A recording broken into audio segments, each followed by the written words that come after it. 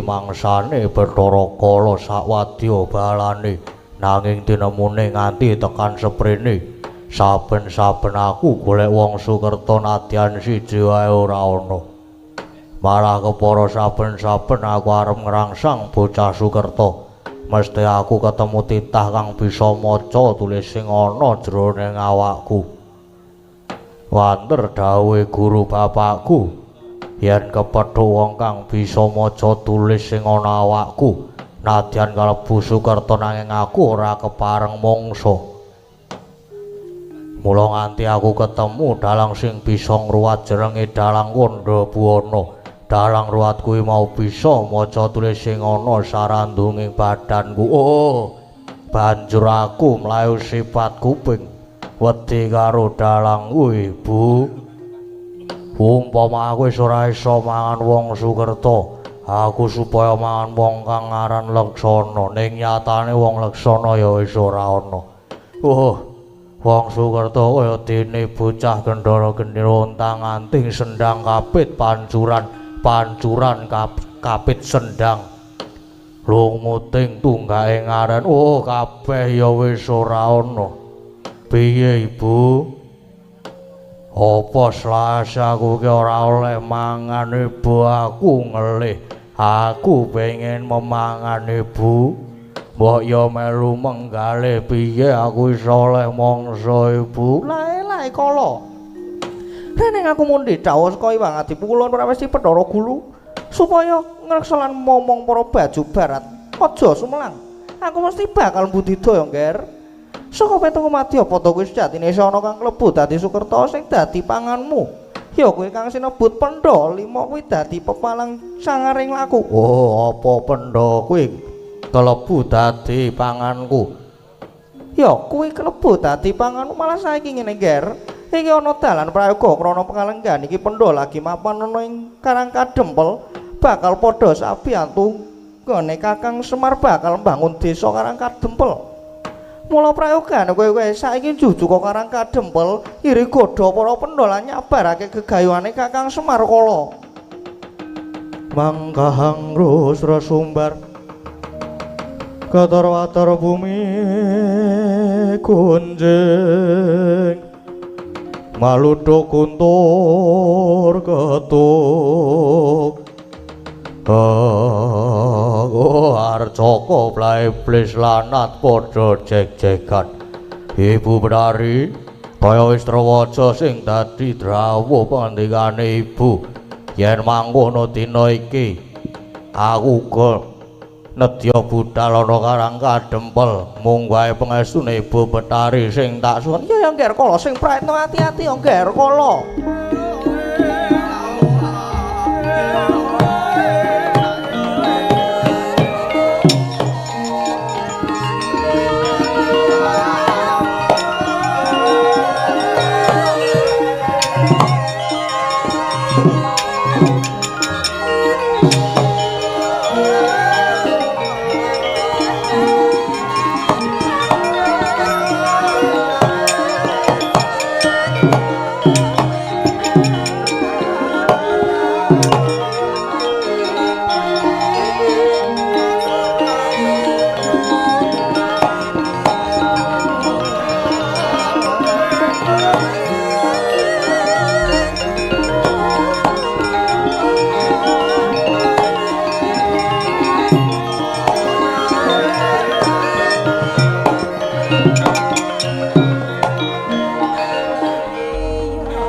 Durnaina panalinganira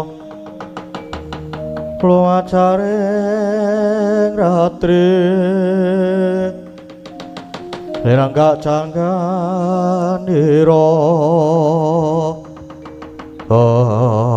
Kumbayana lah saiki sira maturana wigati apa lole Duh kulon estunipun kula sowan menika namung badhe nyuwun senjata pitulungan rene kula wau dipun utus anak Prabu Duryudana pados mboyong Semar Badranaya nanging sejatosipun Semar namung badhe dipun ajab pejahipun jalaran menika ingkang dipun anggep dados kekiyatanipun para Pandhawa nanging pulun sareng dumugi Karang Kadempel kula malah kewirangan jebul Pandhawa sampun sami mlempah wonten mriku. Satemah kula Sulaya Rembag kalian Punakawan ingkang dipun biyantu kalian Setyaki. Oh, kula nyuwun dipun bantu, kula nyuwun dipun bantu. Lah iya ya Durna. Jalan kita wis mireng dhewe nggon ulun rembugan kelawan Bathara Kala iki. Yen ulun uga nedya Girigoda lan nyabarake wong dadi gegayane Kakang Semar.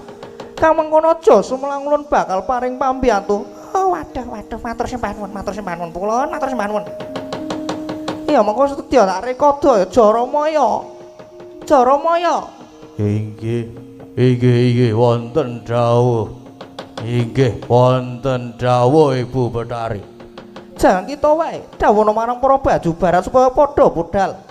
Ana sakiwa tengene Karang Kadempel para kawula kang maparana kono padha Girigodanen. Lan Semar nggone bakal mbangun desa kudu dicabarake Jaramaya. Oh inggih ngestaken dawuh. Yen mekaten nyuwun pamit nyuwun tambahing pangestu Ibu. Surtiti ngati-ati Jaramaya wis ayo Durna bebarengan budal kelawan panjenengan ulun ana ing Karang Kadempel Durna. Inggih. Ah inggih. Monggo kula dherekaken kulon.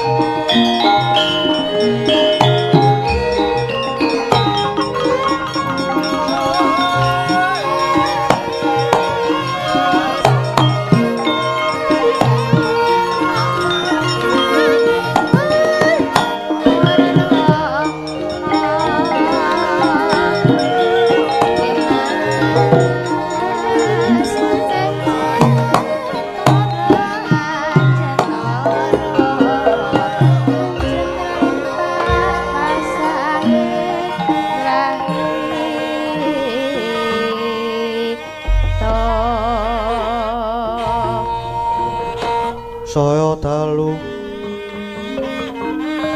ras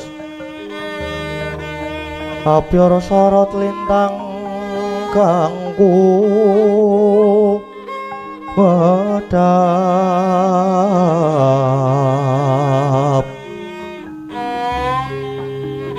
titi sonya madya ratri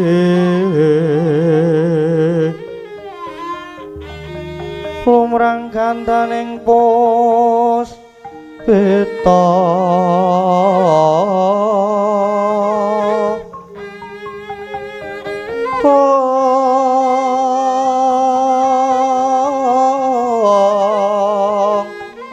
karanggewan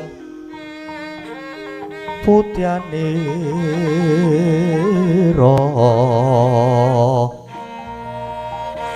sang tujo ronggrengeng lir swaraning madu pronto manungsung sarining gembang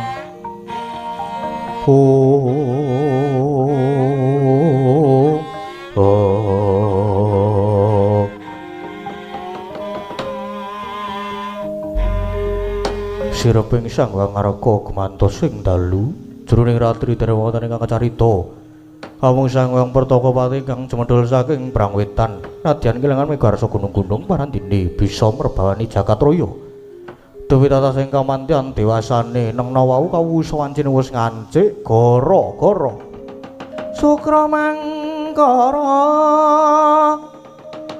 tumpak menda tete kalapa sumawar cita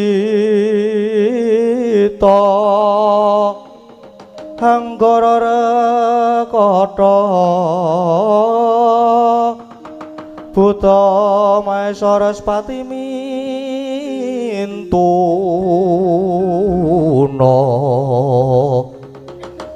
eka twitri catur panca cacapto hasta astana dasa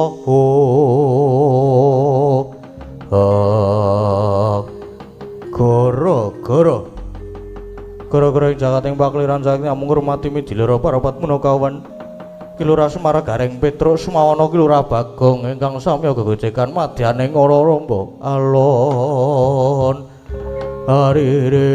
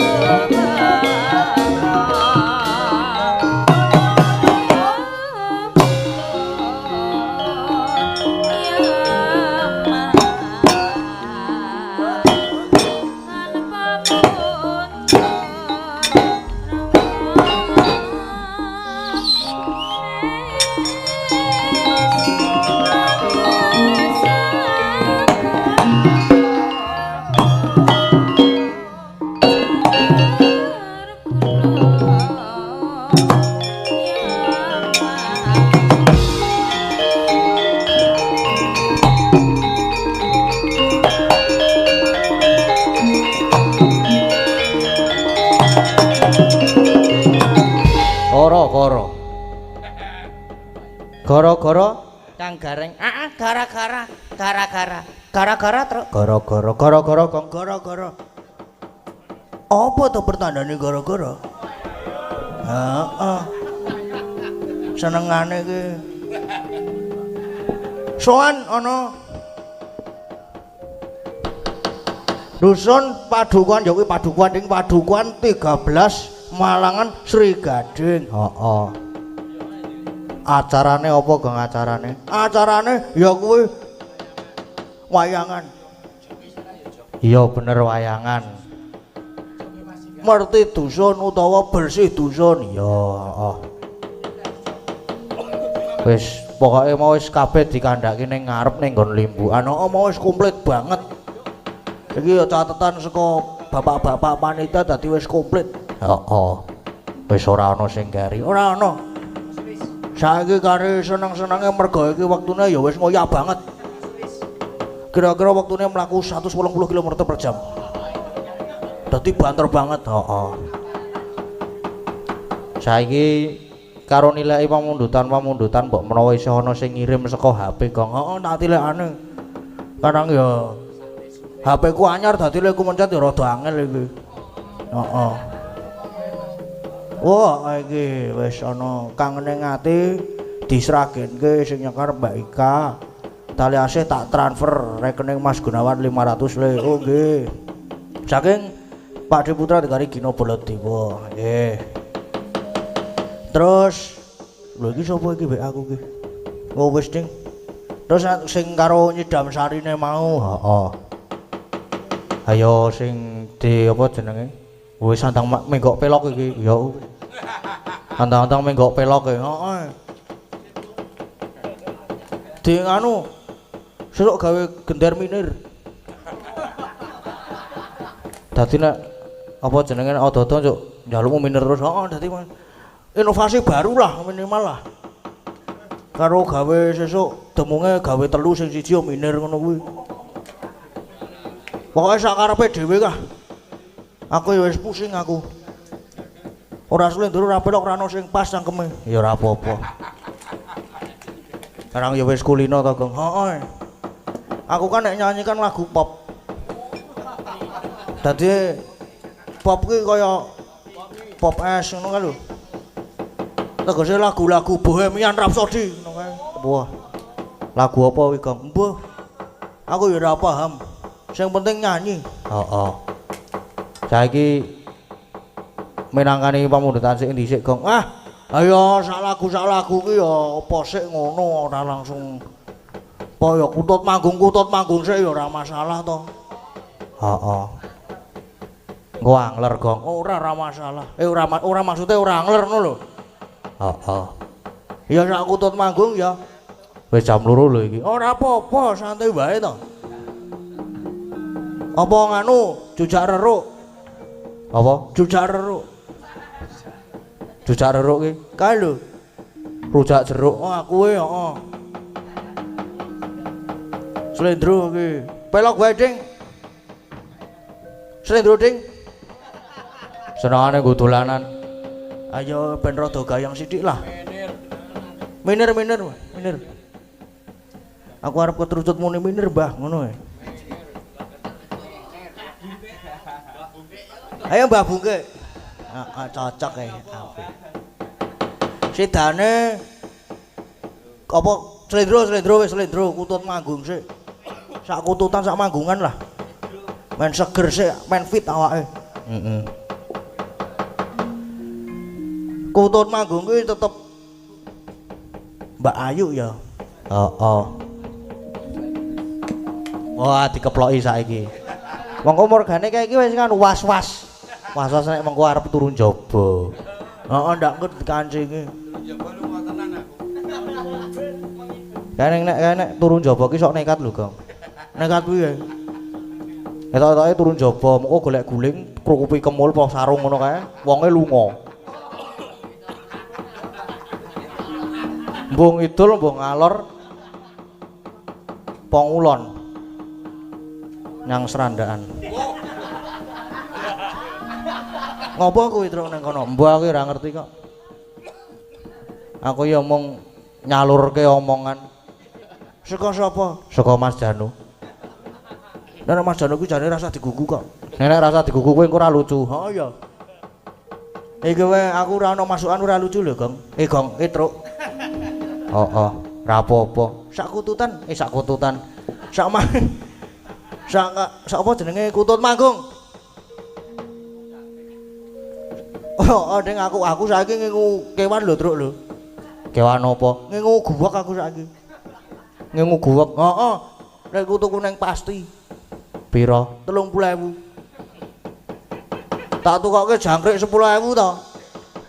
Tak tutupi apa akuarium kae tak tutupi kertas. Kae kancaku kae boyone kae nguripke pas banter banget.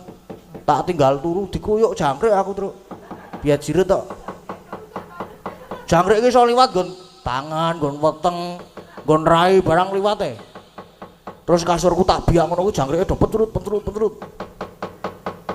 Ra gelem ngresiki wonge. Ha ya wis kaya ngono kuwi sesuk blend wae, Kang. Kejem lho aja mesakake kowe. Kowe sesuk ki tak nggo jaga-jaga tak nggo tambul. Ha ya wis gek nganu, apa jenenge? Kutut manggung. Heeh, kutut manggung. Iki aku karo blangkonku ki anyar lho, Truk. Rong dina iki tak nggo nganyari lho iki, Truk. Sesuk terus tak dol.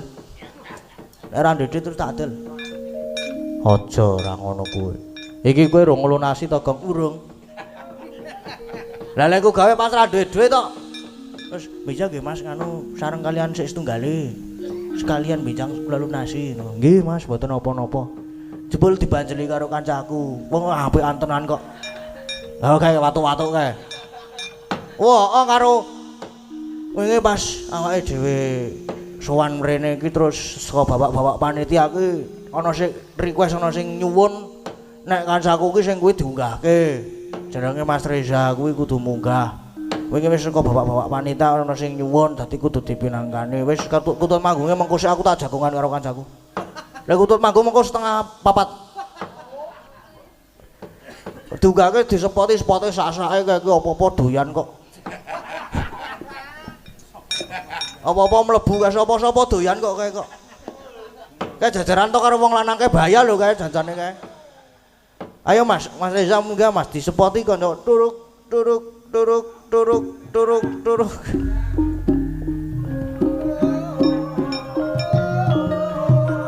Munggarene sa.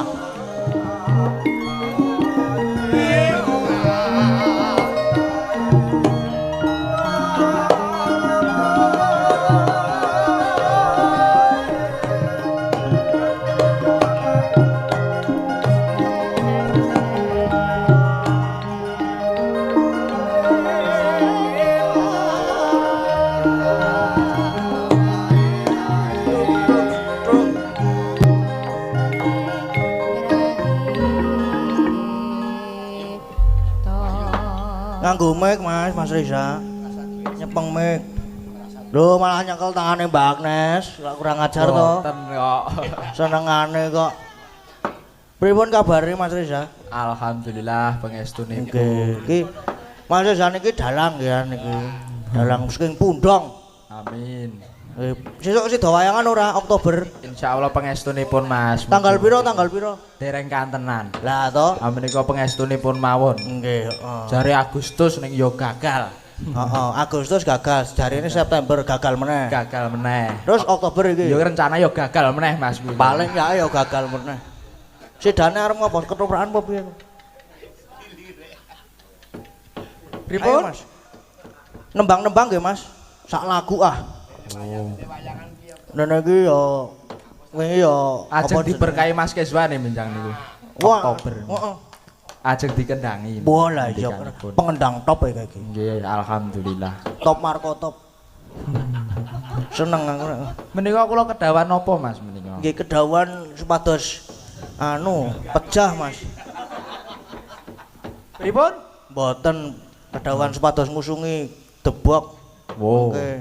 Nggih. Mboten manganu Mas, nembang-nembang Mas. Sak sae Apa ya? anu. Ki nek kesuwen ku selak tak tak tudang tak dang. Nggih, nderek Mas. Ya ajeng arep nyanyi apa Mas? Apa duet? Oh diduetke malah gayeng iki. Diduetke. Diduetke karo Mbak Cimuk. Sing biar mu ben ilang. Heeh ben seneng lah. Mas Reza ki ya senenge sing kaya ngono. Mboten.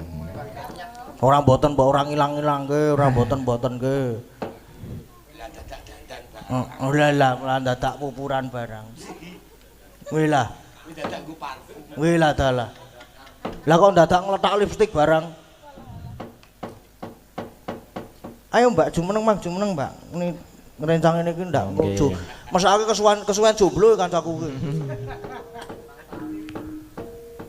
Nggo conto. Nggo conto nek.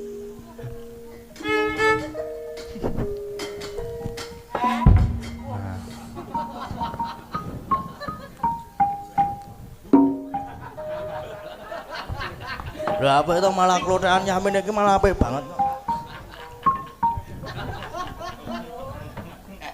Waduh, Ngopo Mas? mboten napa-napa. Waduh ki ngopo? Nggih, pinanggih malih, Mbak. Nggih. Wis lah kok pinanggih malih ki apa wis tau ketemu? Kerep sak panggung, Ci. Lah niki lenggananku lho. Oh, lah ra ngono. Ra ngerti to kowe? Dadi iki cetong. Mangkate jenengan. Ngono Sehat to. to, Mas. Pangestunipun, Nggih, Mbak. amin. Nggih. Ora kowe saiki petugas anu po? Petugas kebun binatang. Kula Oh, mboten petugase ning kewane, Mas. Oh, alah lah ra ngono. Nggih. Lah niki gawa kewane ta, Mas? Pripun? Kewane wonten sik beto mboten? Mbok, wonten. Pundi? Lah niku. Heeh. Nggih. Niki ajeng nembang napa, Mas? Derek, Derek, napa podang derek. kuning mawon? Oh, podang kuning. Nggih. Wih, ya ampun tenan ya. Derek mawon. Ya podang kuning ya ora apa-apa. Nadyan wujute mung peksi. Oh, ya apik tenan to suarane. Suarane. Kanjiane ya. Tesih sinau nggih, Pak, ampun di. Pun. Jas. Hagawe talining pronto.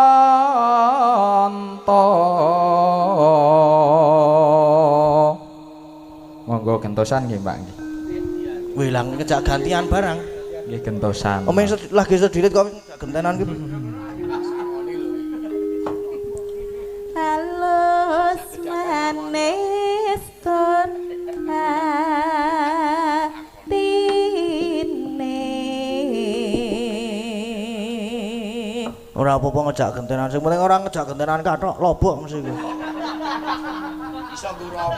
Bisa nggo rompi.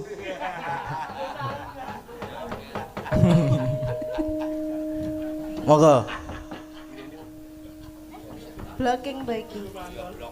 Oh, yo monggo. Ra wedi to, Mas? Mboten kok. Nggih. Aman kok aku ora nyokot Oh nggih, kula sing nyokot ya. Le nyokot piye sale nyokot? Le nyokot piye? Mbuh. Allah. Aup. Ojo lho iki sik bocah to. Nggih, tesih. Lah niku bocah we Kalian- lelenge ra jamak-jamake, Mbak. Mboten. Jane yo rada beling kan. Beling banget. Ngalang-alangi aku le beling. Neng meneng. Masa menggen kala lana. Yo, saiki gentenan Mas Reza. Golek isi podang kuning. Oh, apik tenan. Mbak. Sapa cakepane? Ayo. Supen.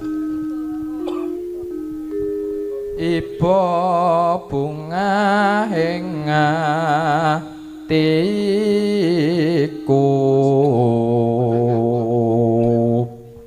Yo ngene iki lho. Monggo Mas. Monggo.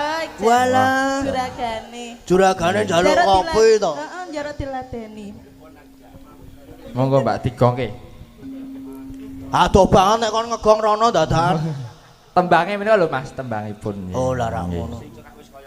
Wong aku gong kok ya. Nyanding bisa dadi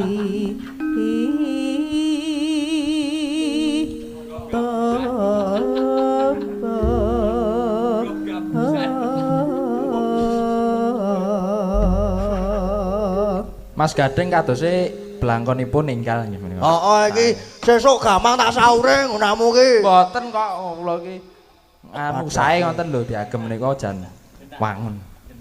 Iki sing apa jenenge banjur lele aku bayar ki ya Mas Reza iki saking apike ya to. Amin amin nggih. Iki nek aku ora ndedit ki ya tetep ora moro engko nek aku ndedit. Nek iso lali ya. Heeh. Ora nek Mas Reza ki biasanya aku ora ndedit tetep dijaluki ya. Oh, dadi aku dadak ngedol sesuatu. Apa kuwi? Ya Reza aku tak dol sosok ki. Oh. Mboten payu Mas. Ora payu apa pisan? Mboten. Ya wis. Mosok ora payu to. Ora apa ya nyelawe-nyelawe ora payu sa. Sopo sing arep tuku? Masuk tuku.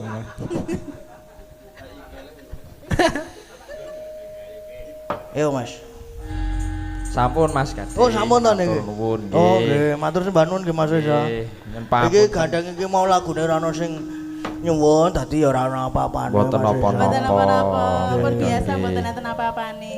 Oh nek karo Reza ora dine apa-apa. Mboten, kadang mau ditinggali KTP kula iki. Oh lah rak mulane KTP kok rong gawe kok aku. kartu pelajar biasane. Nggih, kartu Mulane kok aku pelajar. tekon kartu pelajarmu ning desa. Ora tak gawa keri ngono ki senengane. Padahal ten ngene kula niku. Walah lah rak ngono kuwi. Ajeng ke sekolah Pak. Hah? Ajeng ke Lah sekolah. niku arep tak ijolke ora iso, Mas. Nggih. Matur sembah nuwun nggih, Pak. Sami-sami. Sampun, nggih. Ora aku ora matur suwun karo kowe engko sik. Oh. Matur sembah nuwun nggih, Pak. Nggih, sami-sami. Sami-sami. Sampun Mas Gading. Dereng. Oh nggih. Dereng terus gara-gara tetangkep karo sing rada suwe kok. Nggih pun matur sembah nuwun nggih Mas Reza nggih. Oh Nggih. nggih, sami-sami. Nggih lek medhun ampun medal mriku. Lah pripun? Menek mriku terus melompat. Oh. Sampun parang Mas. Nggih sampun matur sembah nuwun Mas Reza. Jan perbawane iki. Ayo. Tondo batin. Ya ora ngono kuwi. Ayo ora. Minangkane pamun ta salajengipun nggih menika. Kangen ing ati. Apa nganu sik ndam sari sik? Kangen ing ati sik wae. Ingkang keparing nyekare nggih menika Mbak Agnesia Nandasari Nuring Tias. Oh, to. Sik ndam sari iki, oh iya Ding, kualik aku. Berarti Mbak Ika Suhesti. Nanti senengane kualik aku. Soalnya sok mulak-malik. Mbak Ika. Nggih sugeng dalu Mbak Ika. Sugeng enjing. Sugeng enjing. Nggih, pripun kabare? Lho takon meneh. Dereng ngantuk. Ngantuk. Ngantuk apa? Nggih. Ngopi apa? Ngantuk ya bubuk kok ngopi. Bubuk. Lah mbok iya. Bagong senengane. Lah. Kuwi iki jenenge apa jenenge tutorial. Tutorial apa ya? Tutorial lah pokoke lah. Mbak Ika. Kangen ning ati nggih Mbak Ika. Nggih. Nggih. Menika langsung. Langsung mawon mboten napa-napa mungkin. Monggo Mbak Ika, kangen ning ati Mbak Ika. Tas sanggo bawa ya. Ya ora usah wis muni langsung kok mau kok. Ya masa tekon meneh. Kok ngono nesu-nesu. Lah mau wis tekon langsung wae ya, ya langsung. Lah kok Mas monggo Mbak Ika, rasa nggo bawa ya. Senengake. Nggih, sampun matur nuwun nggih Mbak Ika. Sami-sami. Kangen nganti sampun dipinangane saiki kari Nyidam Sari. Heeh. Bawane Mbak Agnes. Dibawani Gong, dibawani. Mbak Agnes bawa Nyidam Sari nggih Mbak Agnes. lagi mimik Mbak Agnes. Karang yo ket mau nyuara gong yo. Ngelak to yo. Aku ya ngelak. Tadi Pun melu. beto mimik dereng. Urang ya, Mbak. Niki mimik gen kula napa? Lah. Iki lho nganu Lah tegese iki lak ya banyu putih kuwi to. air putih. Heeh. Oke. Senengane kok kaya Kei mangkono air kuwi. putih niki lho gen kula. Air putih kok butek. Ya bening no. Oh iya, air putih iki ya warnane putih. Nek air bening lagi bening. Ayo Mbak bawa nyedam sari, Mbak. Monggo, Mbak. Duh wong bagus. Waduh, lapku kuwi bar kena salon pas kanggo ngelap lambe panas e. Asem kok. Mbak terus ki, Mbak. Ndak.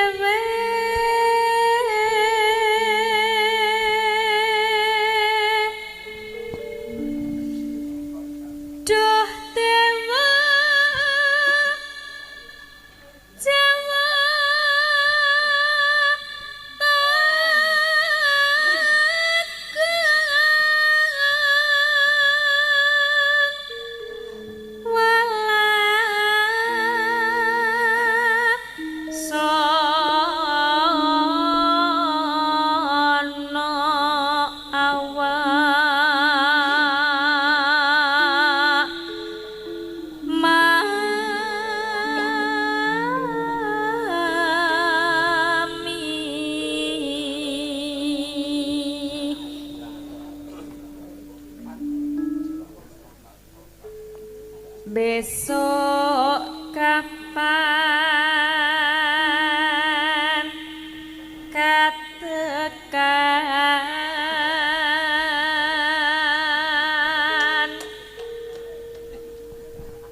jejer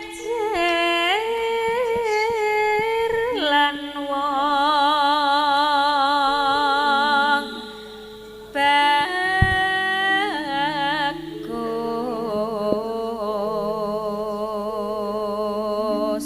Suarane iki kaya ana autotune. Apa? Autotune. Autotune ki apa? Wah, autotune mosok ora ngerti autotune ki sing anu kae lho apa bener jenenge? Tinggo ngepasne swara, nada, larasan. Lha tuku nanti, Mbak? Klitikan. Lha ora ana apa-apa aku iki rono. Terus kanca-kanca durasi do ngantuk bar entuk amplop. Kok ngerti ya? Ngerti bae aku. Aku nggo sepion e padaku. Aku nanti sangu sepion. Spion motorku tak copot tak pasang ning nggon aku kok.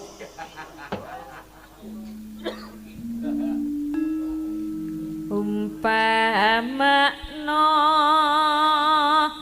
nahkoda tanpa prau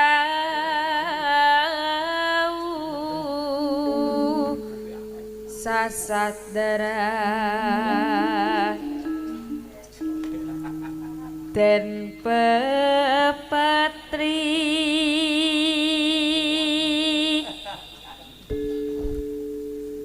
idem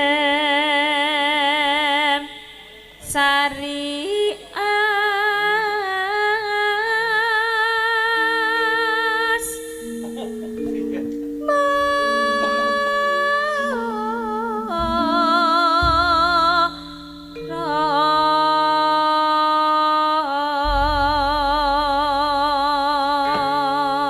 Wis Mbak iki, Mbak. Mbak pisan meneh. Apa nih? Lek bapak aku Wis dong siap nyanyi. rampung. Monggo Mas Gading. Macan iya, iya. Saya tak rada mundur. Nyanyi, Truk. Ya, wis gong. Heeh, wis. Sah, sah. Ora maju meneh. Oke. Piye iki wis entek pamundhutane ya iki wis jam 2:30 yan wisan ya. Ayo karo alon-alon neruske laku, Gong. Laku apa? Laku prihatin apa? Lakone iki lho, Gong. Ha iya. Terus ya iki apa jenenge? Wis cukup tak kira iki semene iki. Heeh, ndak. Kok nek kakean ya ora apik. Heeh. Ayo do sebo. Sebo. Heeh. Wah, urung tutuk ya aku, Truk. Ayo sebo kuduan. Ya. Kae ndoro-ndoro putra-putra Pandhawa kae ya wis. Malah wis do mlumpuk ning Karang Kadempel kae. Ya awake melu nyaket sowan. Nganggo apa? Wis ngaku playon wae. Oke. Ya ayo.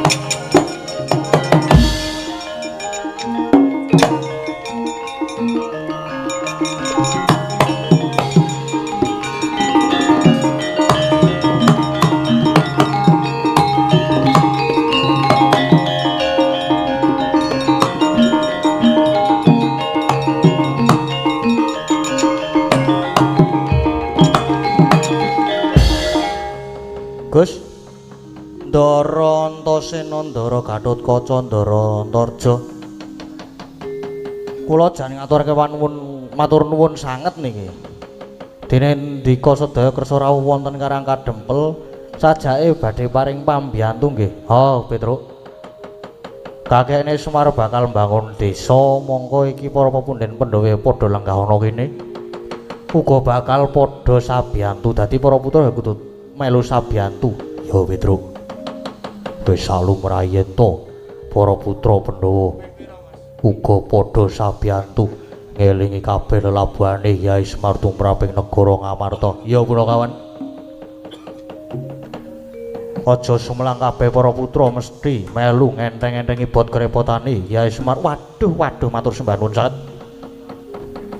Lajeng kersanipun pripun? Petruk, ya mung ngene. Gegayuhan utama iki wis tak mestine ana pacobane. Mula aku sak sedulur mapan ana kene iki sing baku njaga keslametane Kyai Semar lan kahanan Karang Kadempel. Neng, kowe kabeh ya sing kudu prayitna ati-ati merga Saka pandugaku iki mengko bakal ana wujudan sing ora kasat mata. Lho. Ana barang sing ora kasat mata niku pripun, Den? Ya mengkono. Mula Kakang Gatot Kakang Antarja iki ya sing do praitna waspada tenan lho. Merga iki pancen arep ana laku dom sumuruping banyu kang sumedya mlebutek banyu bening klebu garing Petruk Bagong iki ya sing do praitna tenan nggih, Gus. Gong, hati-hati lho, Gong. Heeh. Nyambut gawe ning aja nganti ngalamun. Aja nganti suwung jagatmu iki. Sapokoke aku ora tau ngalamun kok. Sorote pandam sumula amadangi pasarean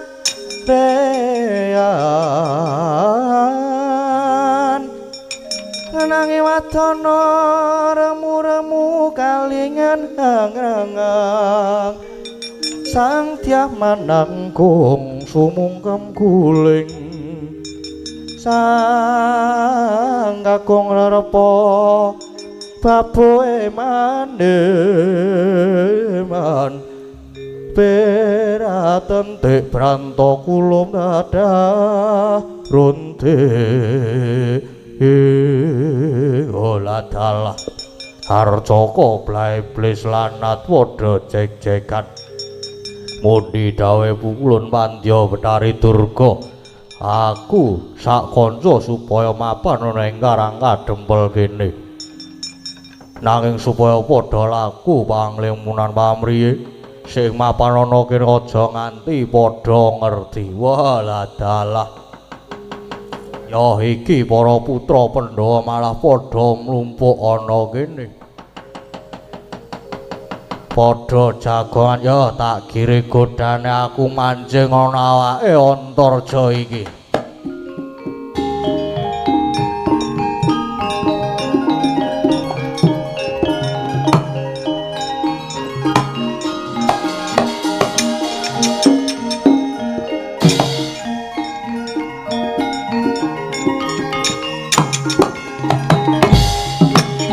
lho weh lah kayak ngomong ae waduh pripun iki Den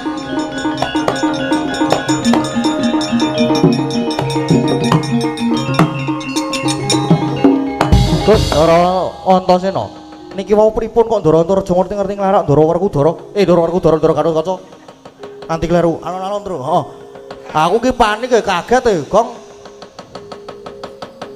gek nika sajake dijempalani terus lah aku morak ya wis kandha heeh sing do ngati-ati tenan ora kena do ngalamun lah Kakang Antarja kae mbok menawa mau ki terus ngalamun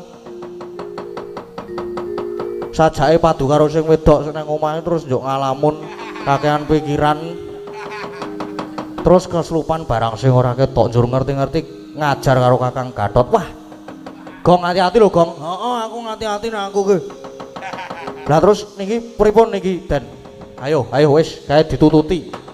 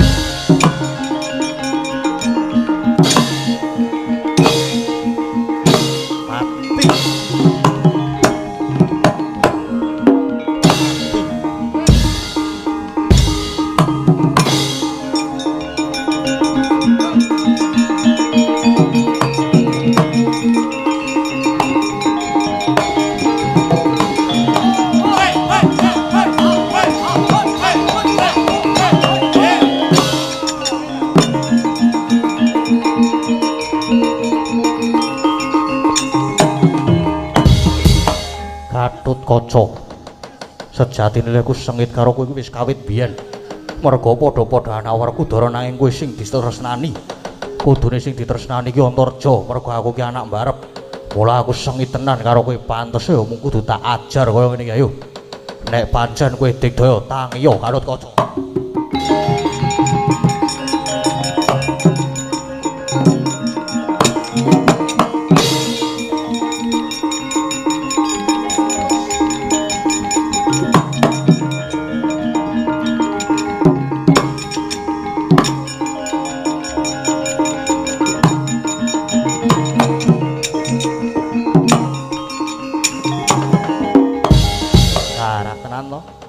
Kakang Antareja kae kasurupan barang sing ora ketok.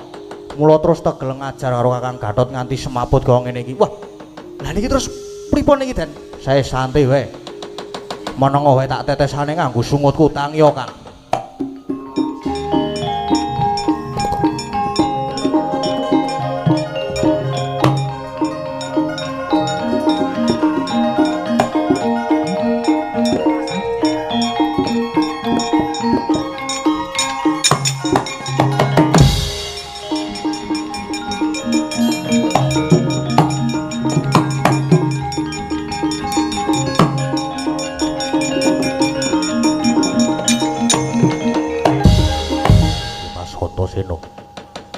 Pun Kakang iki mau kena ngopo ngerti-ngerti kok diajar karo Kakang Antareja. Ayo merga Kakang Antareja iki mau kelebon barang sing ora ketok, mula banjur tega njembalani Kakang Gatot. Wis saiki ngene, Kakang Gatot kuwi duwe daya piandel ya kuwi suket Kalanjana Siti. Wateken niku. Kuwi wateken. Ben iso weruh sing ngeslupi Kakang Antareja kae wis engko nek weruh Kakang Antareja kae genti ajaran wae ya Dimas mati dening aku kowe.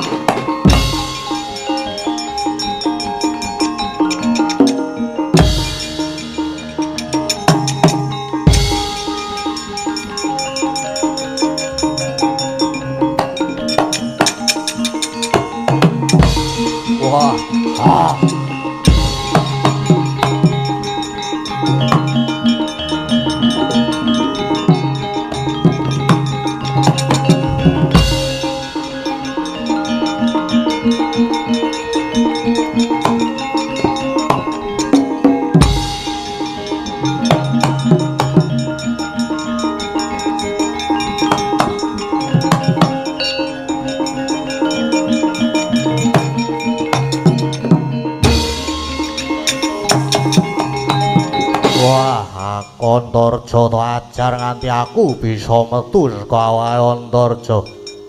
Ayo apa kowe weruh karo aku? Weruh nyoh Taparana.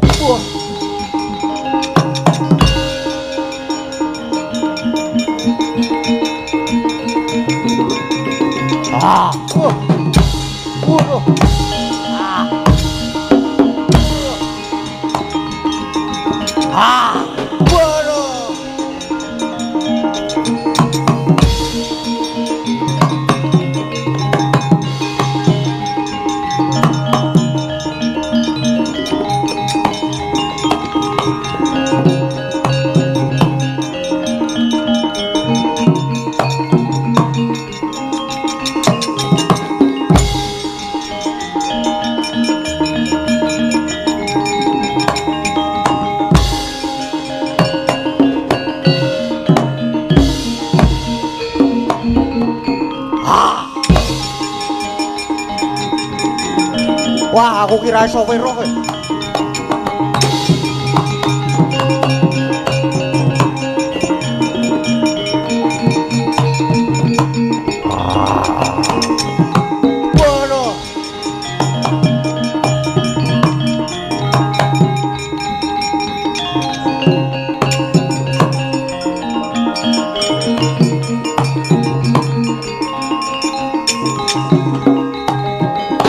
Wis, Truk.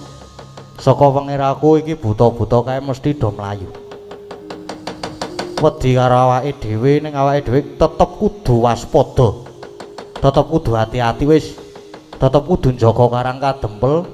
Sinambi nunggu dawuhe Ki Asman karo para pepundhen Pandhawa nggih.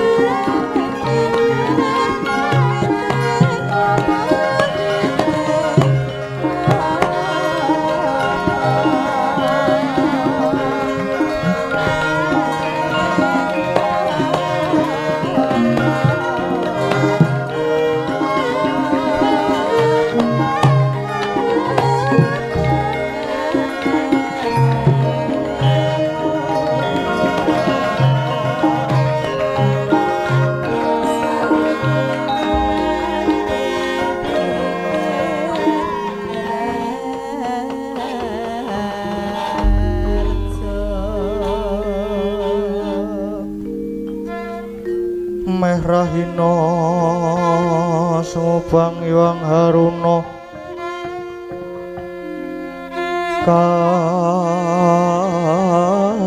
katinetraning anggarapuh sabdaning kukila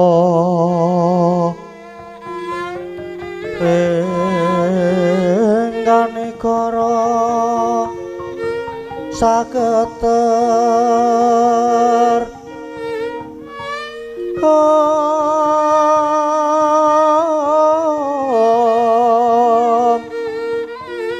kene tungah engkong